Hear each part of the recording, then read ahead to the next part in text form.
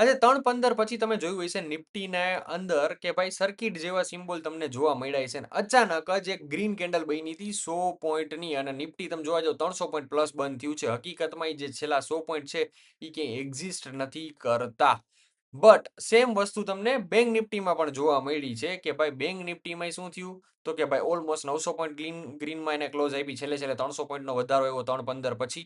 આનું રીઝન શું એ તમે બધાની રીલમાં જોઈ લીધું. પણ આ થયું શું હું તમને કહું એના માટે એક મેં શબ્દ દીધો છે, મેન્ટલ માસ્ટર્બેશન.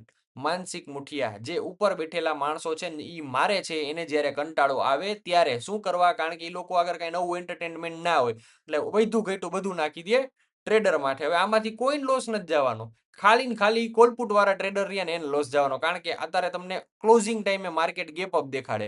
હવે કાલે ગેપ અપ ખુલશે તો એની અસર કઈ રીતે આપશે હવે પોતે એને સીન નથી ખબર અને એને નિયમ મારી દીધો છે આપણી માથે, બરોબર. હવે આમાં હકીકતમાં થાય હું તમને સમજી લ્યો. પેલા સ્પોટ મતલબ કે નિફ્ટી જે હાલે હે નિફ્ટીના પ્રાઇસ ઉપરથી નક્કી થાય ફ્યુચરનો પ્રાઇસ, અને ફ્યુચરના પ્રાઇસ ઉપરથી આપણા કોલપુટના પ્રાઇસ નક્કી થતા હોય છે. હવે આ લોકો આ ચેન્જ લઈ આવ્યો ને એના કારણે આખા ગણિતની પથારીઓ ફરી ગઈ.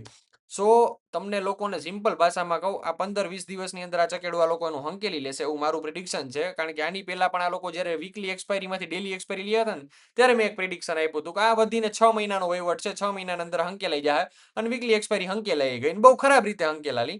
પણ આ લોકો નવરા પડે ને ત્યારે આ મેન્ટલ માસ્ટર્બેશન કરે, બરોબર, માનસિક મુઠિયા કરે, આપણને લોકોને હેરાન જોઈ અને એના મગજની અંદર મજા આવે. તમે પણ નીચે કંઈક કોમેન્ટ કરીને મારા જેવો નવો શબ્દ કાઢી દો, બટ થોડો સારો સોફિસ્ટિકેટેડ કાઢજો.